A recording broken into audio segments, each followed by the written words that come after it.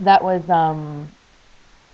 not the best, because after the shower, it was like I put my arm up to, I don't know, moisturize, brush my hair or something, and all this water dripped down, and I thought, I didn't know that's been doing much good under there.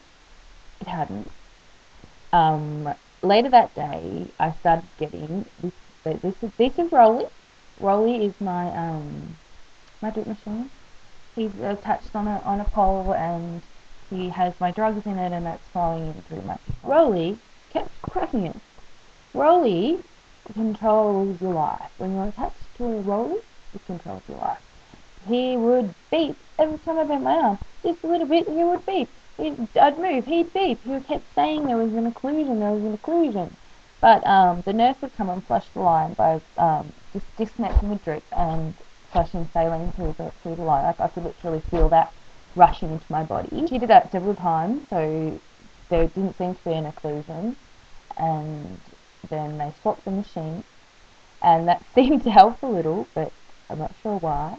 And then finally a doctor came on, and he came in and he had a look at the PICC line. I hadn't seen him before. I think he was a little more experienced with them, because he sort of said, I don't know why they've put it so low.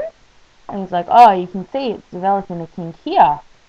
That's where every time you bend your elbow, that kink is bending in the line and the fluid's not getting through, so the machine beeps because there's the occlusion. When the nurse was flushing the line, my arm was straight. So if this ever happens to you, just make sure you bend your arm when they try and flush it, because otherwise it could be quite deceptive. So I thought, huzzah! We found the problem. Now we can fix it. And he toddled away, and I figured he was going to get someone to help me, but no one came. And several times over the course of the afternoon, new nurses would come on shift, and they'd come in and I'd say, I'm having this problem because the dressing had stretched from the water, so it wasn't water in there still, it had just stretched the plastic, and the line's bending here and it's digging into my elbow and causing an occlusion. They say, oh, okay, we don't change the dressing for 7 days.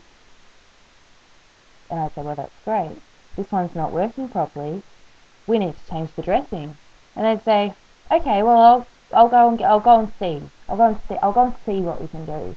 And they'd leave the room and not come back. And so it was pretty frustrating.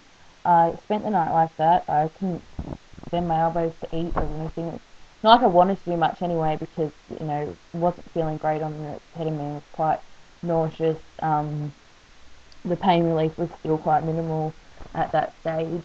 So I went to bed. I woke up. It was killing me. It was just poking into my elbow. And I remember I have RSD in my arm, so it was just poking in, digging this hole in my elbow where it didn't need to be. And also higher up my arm, the plastic knobby thing on the line was also digging because there wasn't any protection under it. So I called the nurse, and I explained to her quite nicely once again, this is what's going on. The dressing needs to be changed. And she said, we don't change the dressing until 7 days. And I said,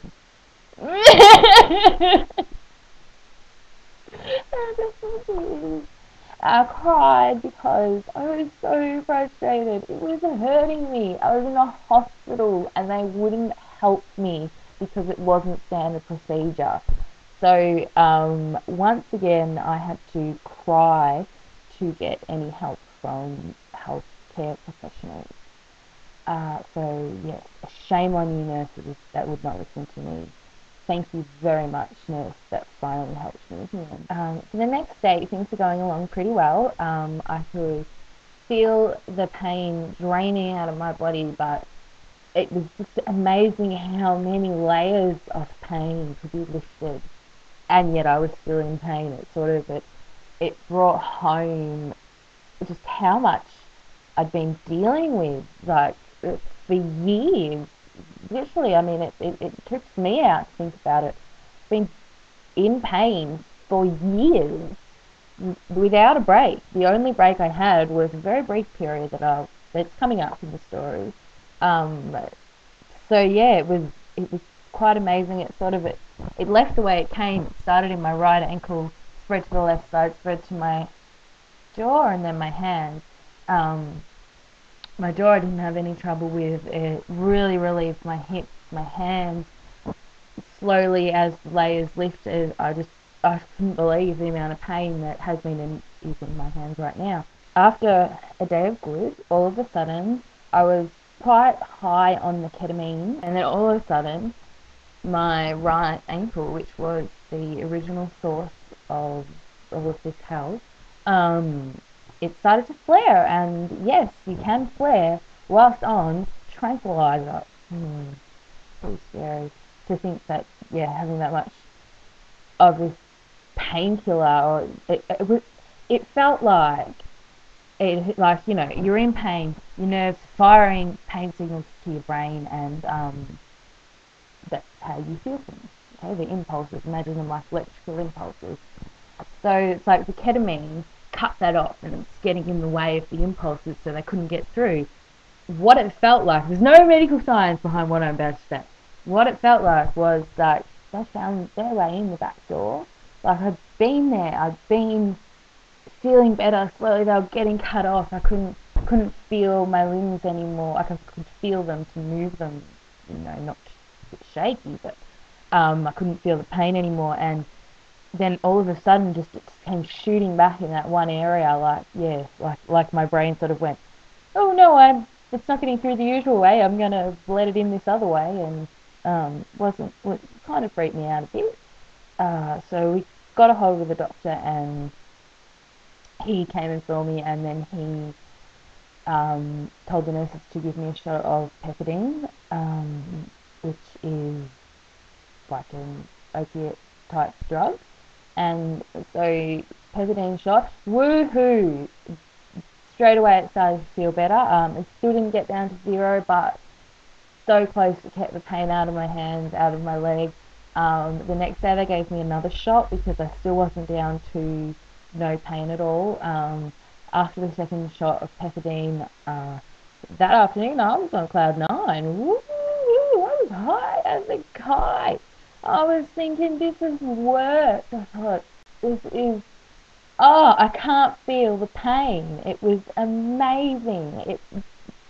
Honestly, it blows my mind to think that that's how normal people are every day, and that's how I used to be. But yeah, to have all this, literally, when you have RSD, you're on fire 24 hours a day. It's not, we don't show it all the time, because if we did, we'd be lying on the floor screaming. I didn't expect long-term results in that ankle. I started to think, well, maybe there is something actually wrong with it. They had initially in my ankle, before I was diagnosed with RSD, they found, they couldn't find a ligament on the ultrasound. However, I then had an MRI, which didn't show any damage, so they used that to rule out the ultrasound. I was starting to get concerned at this stage that, well, maybe the MRI just didn't capture it from the right angle or something, and that they found the problem that long ago, yet it had kind of been ruled out by what's supposed to be a clearer scan. One thing that was a problem right throughout my stay actually was that one of my medications, Ketamine, which lowers the blood pressure, I take half a tablet in the morning and half a tablet in the evening. I've been doing it for years. I know what's going on. Even if I didn't know what was going on, it says it on the box. The nurses kept giving me whole tablets, and I had to keep asking them to break it in half and only give me half, and they'd do it. They didn't have a problem changing it once I told them, but it just kept happening, and I could see it was because the chart was scribbled, and they just wouldn't just fix the chart. Dear nurses, if a patient keeps telling you that you're overdosing them, you might want to fix it before they have problems with low blood pressure and have other nurses coming around, putting their feet up on pillows, taking them off the ketamine and telling them that their blood pressure is low. Because I don't know how many times I was overdosed because I was on drugs. I just want to tell you, if you're in a similar situation, make sure you keep an eye on your meds and you speak up if that's going on.